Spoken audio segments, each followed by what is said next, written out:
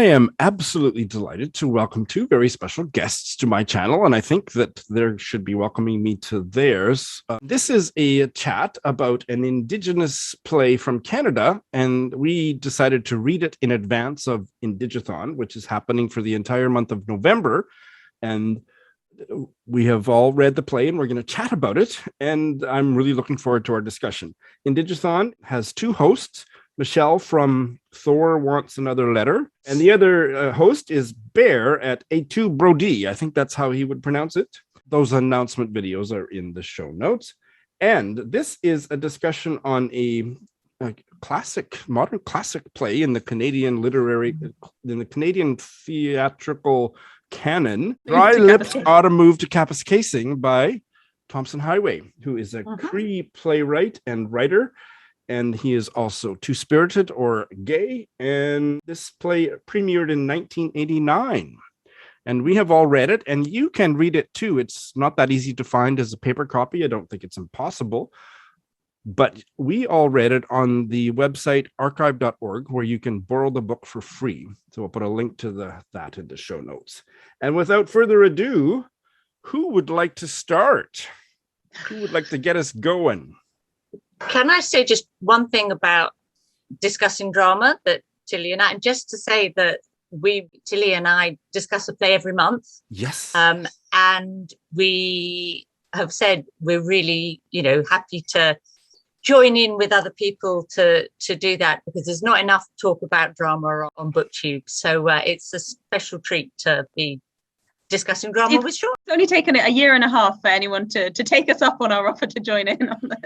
Well, I misunderstood the invitation. I thought we were just going to create some drama on BookTube. I didn't realize we were talking about drama.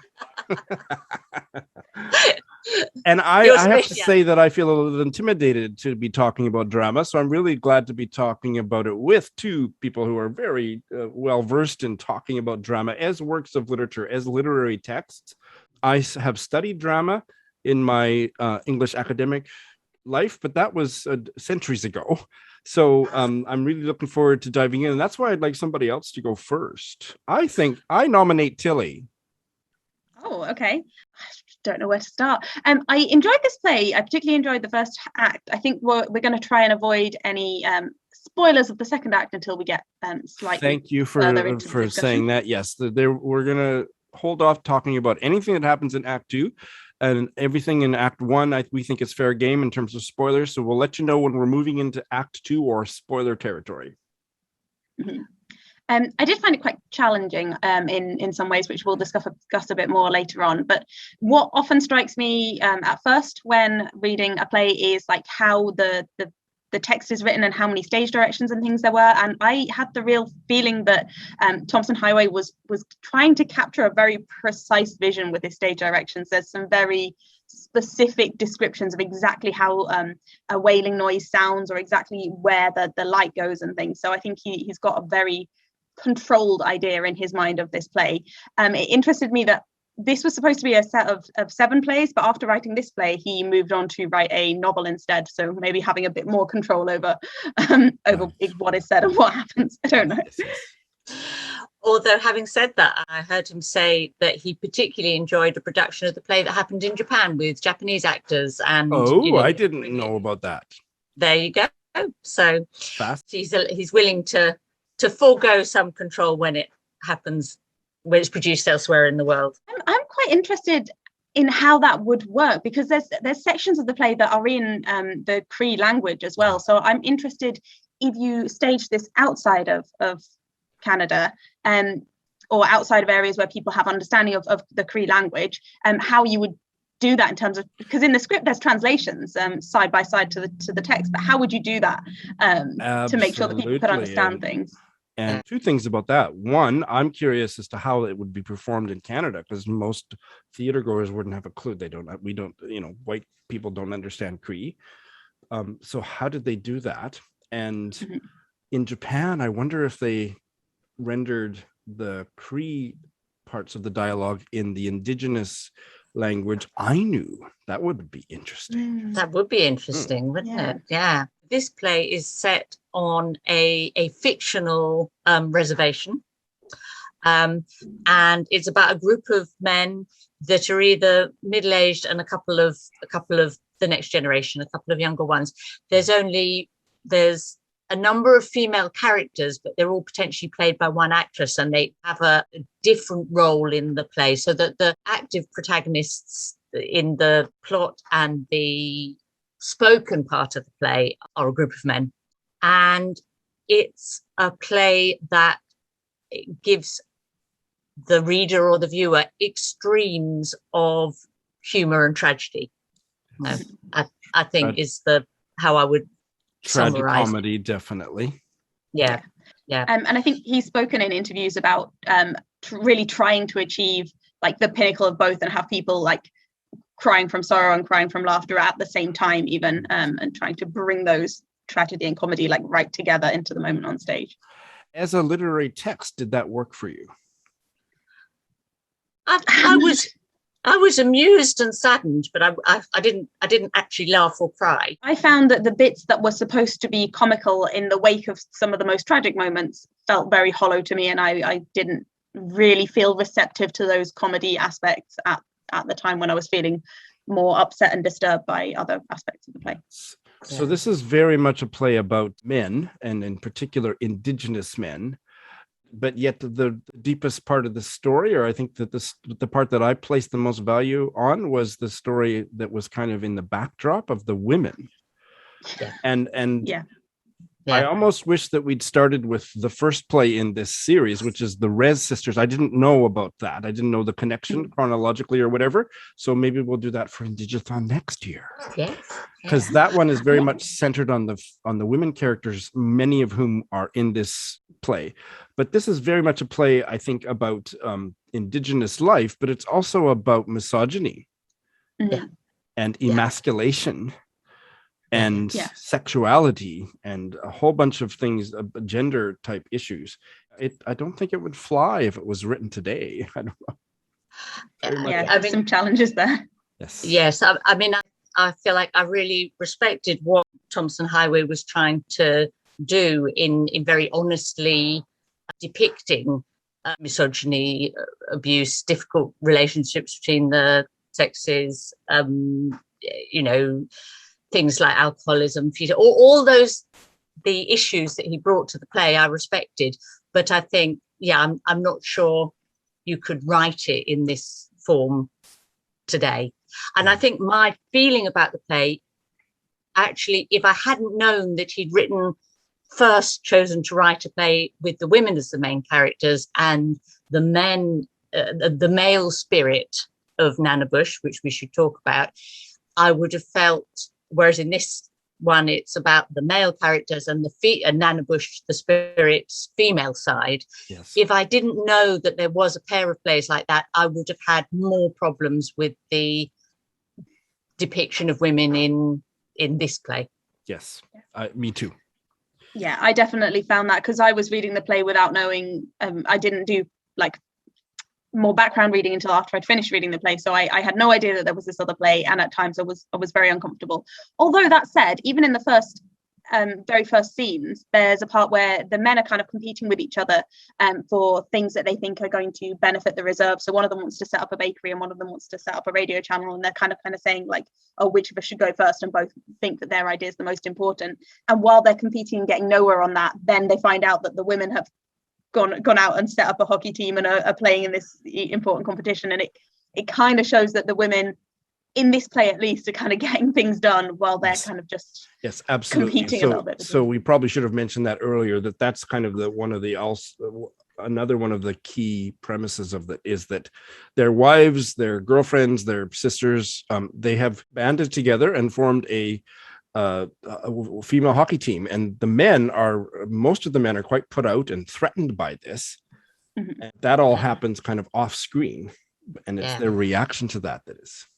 Yeah, I think when you say it happens off screen, I think although Tilly said you felt like the stage directions for this play are very prescriptive, I really this is a play I would love to see staged, and I felt that sometimes you read a play and it's just words, whereas reading this play, I was seeing how it would be staged. I was picturing it in my mind. He sets it up that you've got the spirit realm, in effect, at the top of the stage. So we're on 2 levels. And that's where Nana Bush, the embodiment of Nana Bush that takes various female characters through the play, is based, as it were. And then you've got the men's zone, that's the main stage, and then an implied zone that's sort of beyond the stage, where I suppose where the audience is, which is acts as the ice rink during the hockey games and so on. And that use of space I admired. I think I could really see that would absolutely work, and with the sound and the lighting you could achieve a really interesting, I suppose, dramatic spectacle, Yes, I would love to see it staged as well. One of the things that really struck me as I was reading it, because I had never read it, I'd never seen it performed. I've been very familiar with Tomson Highway, but never seen any of his plays, is that it was not for several years after this play was produced that the whole issue of, in the Canadian context, of murdered and missing Indigenous women came to the fore. And this is a play that we're not going to say anything quite yet in specifically, but is very much about violence against women. And that reading it in the context of what has now emerged about that, I mean, it was just such an epidemic issue in Canada. I can't remember the stats. Nobody cared. The police didn't care. Investigations didn't happen, and it's just one of many blights on Canada that this has happened. And so reading this play was like, oh my God.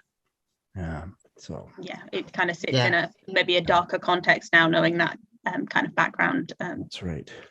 And as a Canadian, I am remedially educating myself on all the issues, on as many of the issues about Indigenous life in a Canadian context, and just realizing what an evil country my country is. And I can say that. You guys maybe couldn't say that about Canada, but I just did, and it's true. And so reading about the life on the reservation, and then with my inchoate understanding of the history of what Canada did in sequestering Indigenous people on reservations and not allow and curtailing their freedoms and all the colonial bullshit, that added a layer of nuance to what assholes so many of the men were. Not that it justified, not that it explained or justified, but putting that context alongside it from the nonfiction and historical reading I've been doing, it was a really rich experience to read the play. Yeah. I think Tomson Highway was born on a reservation but didn't grow up on one, but then later went back and worked as a social worker in reservations, if I'm right in thinking that. So he's really building on the experience that he's had working in communities with a lot of difficulties and challenges because of that history that you've been talking about, when he's writing these plays set on this fictional reservation, which it was originally going to be a series of 7, and I think only 3 are written so far. Interestingly, in fact, he wasn't born on the reservation. He was born in a tent in a snowbank during like one of his father's or his parents' caribou hunting trips. In the north of, so their home reservation is what is given as his place of birth, but he wasn't actually born there. He was born about 200 kilometers further north. Wow. Oh, fascinating. So certainly his life began reservation life, family on the reservation. Yeah. And you were saying about the sort of the layers. I think it's a very many layered play. We talked about the literal layers on the stage, but it emotionally and in terms of ideas, it's many layered. He said he tries to bring divinity, humanity, and nature into all his work. He feels particularly that we're out of touch with nature, which we know, but also something about that losing mythology in our lives has taken something away from us as human beings. And I suppose because he uses both mythology and Catholic mythology, in effect, in the play, I really latched onto that, I suppose, to understand his intentions. I suppose he's taking quite a modern interpretation of mythologies, as in the way that Nana Bush is presented is as modern female characters in this play, and presumably as modern male characters in the previous one. So he's kind of bringing from some of those legends into a modern context. Yeah, and we should say that Nana Bush is like a kind of a trickster figure that is really important in Cree. And in fact, generally, and I think Anishinaabe, in several versions of that trickster character, I think. And I don't pretend to know any more than that about it. And in fact, it's usually a man. Either. I think it's a gender neutral language in Cree, if I'm right, and so Nana Bush is neither him nor her. In fact, there's a moment, isn't there, in the play about one of the characters expressing quite a post-colonial frustration with English for always having to gender everybody.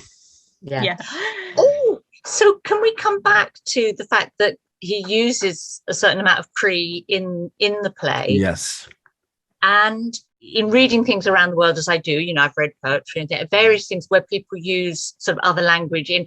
And actually, this was one of the occasions where I felt, as a non-Cree speaking audience member, if I were watching the play, I felt actually it would have worked fine for me, because sometimes it's short interjections like "knee," and now I feel like I know what "knee" means, But also, it often occurs in the commentary on the hockey game, and if you don't know how to play ice hockey, an ice hockey game commentary is going to mean very little to you anyway. But it's about the atmosphere and the pace and so on. So in fact, I thought, no, I would have had no problem with watching that. I didn't feel it was exclusive to non-Cree speaking. Well, thank you, people, for not asking me to explain the hockey stuff, because I'm one of those very, very gay, the gayest of gay Canadians that I don't know anything about hockey. I played hockey as a kid for about, 4 or 5 years, and my total scoring record was one assist. But that's not counting all the goals that I accidentally scored on my own team. I don't really know that much about ice hockey, but I found it entertaining that obviously the women are starting this ice hockey team, and there is one man that is their referee, and that's Pierre St-Pierre, and he can't actually really skate, and he lost his skates many years ago after somebody threw one of them at somebody else, and then he's going around trying to find his skates, and that's one of the kind of comedy aspects of the play, I suppose. And then in the commentary, he's like wobbling around on his skates and the ice hockey. Wobbling around for a couple different reasons, I think. Yes. Maybe now we should start to talk about the spoilers in the second act. So if you don't want spoilers, I mean, this is a very old play, but if you don't want to hear how it turned out or whatever, we're going to move into kind of the end of the play, and you can come back after you've read it later. So Tilly, why don't you start? What did you think of the second act?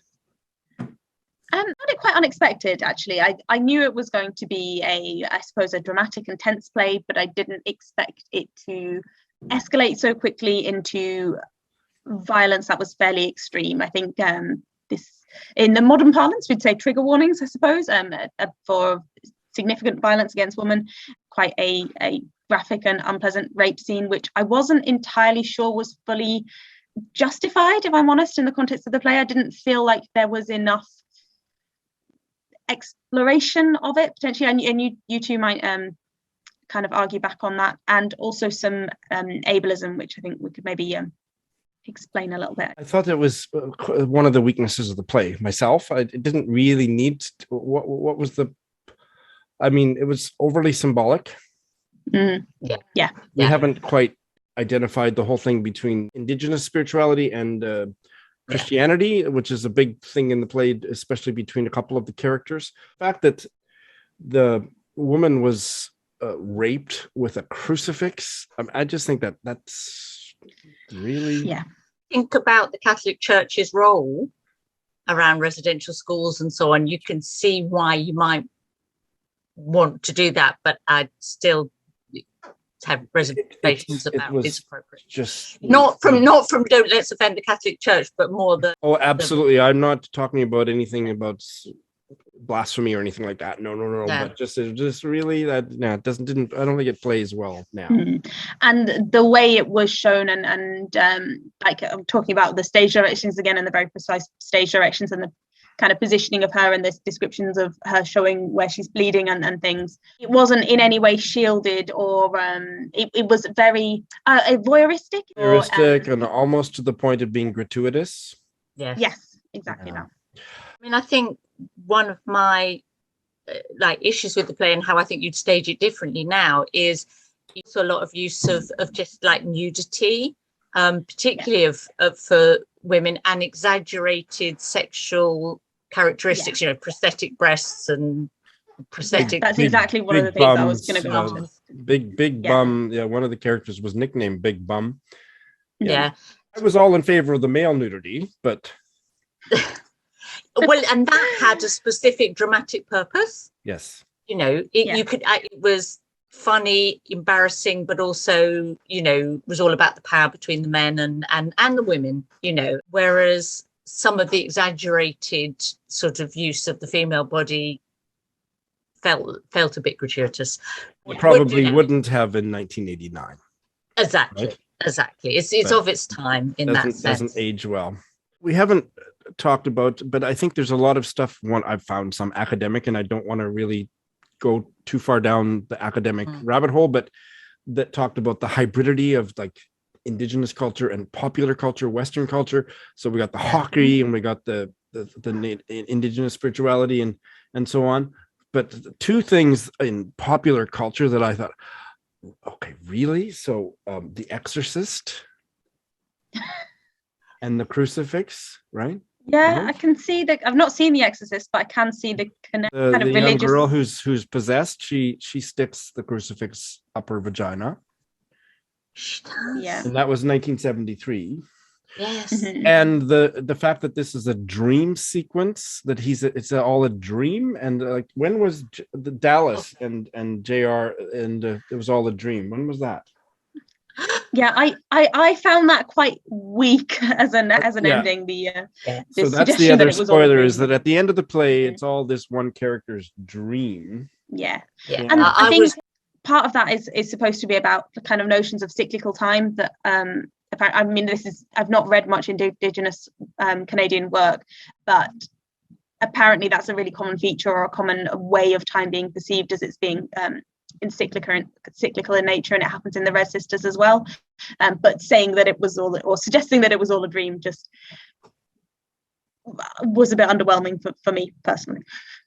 So I have to find out if the Dallas episode where the dream thing, yes, when yeah, but it's been used in a million children writing, creative writing exercises. It's like the classic thing, isn't it? That, how do I end this? I'll say it was all a dream. It's a get out clause. Cheap ending. Yeah, season 9 of Dallas. Yes, with where the whole season was a dream. All a dream. 1985-86. Right, so it was recent. Yeah. So reflecting on that, I think that he should have chosen some other things from Western culture. To me, at that point, saying that, or suggesting that it was all a dream, was a way of getting out of what I said, actually discussing that rape and making that rape like serve more of a purpose. It was like, it doesn't matter because it was just a dream, so we don't need to worry about going into that in any more. From what little I know about Tomson Highway, he is a bit of an idealist, and he very much prioritizes thinking positively, if I can put it in those very simplistic terms. Yes. He has written the novel that he went on to write. What was it called? Kiss of the Fur Queen. Oh, yeah. Kiss of the Fur Queen, 1998. So it's quite a bit later. Yeah. That is about the experience of kids in residential school. And it's apparently quite horrific. I haven't read it. But he says that his own experience in residential school was largely positive. He's one of the few Indigenous people that I know of that says, it wasn't that bad for me. I'm really glad that he at least wrote the novel, because I think that other members of his family had horrific experiences. Yeah. And he may well have just been lucky and got a lucky school. But yeah, that's right. Yeah. Obviously he then went into higher education and so on, and I can understand him thinking like, well, that school did give him that opportunity, right, which he's valued, whilst there's still a hopefulness about this work. Yes. that I still place some value. I place a lot of value on. Yeah. Well, it's really interesting you saying that, because various characters have dreams that they're trying to achieve. So Zachary's trying to get his bakery, and Big Joey's trying to get his radio show.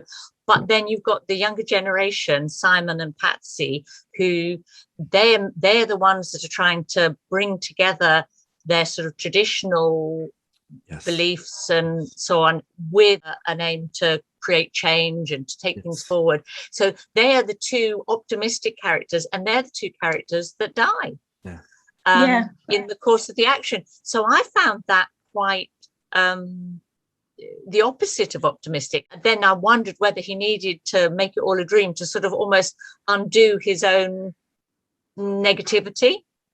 Yeah.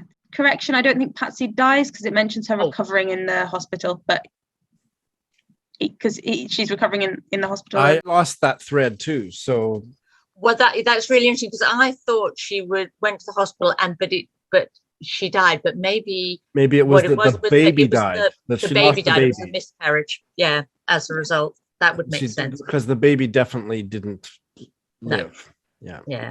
But that we end with this, we don't need to name him, the one character it's all been a dream, but he does have somebody's lipstick kiss on his butt. But it wasn't the town, it wasn't the other woman, it was his wife's kiss and a new baby. And even reading the description of the baby's laughing was quite powerful for me to read. So that was the positive note. So that I kind of hung my hat on that was something.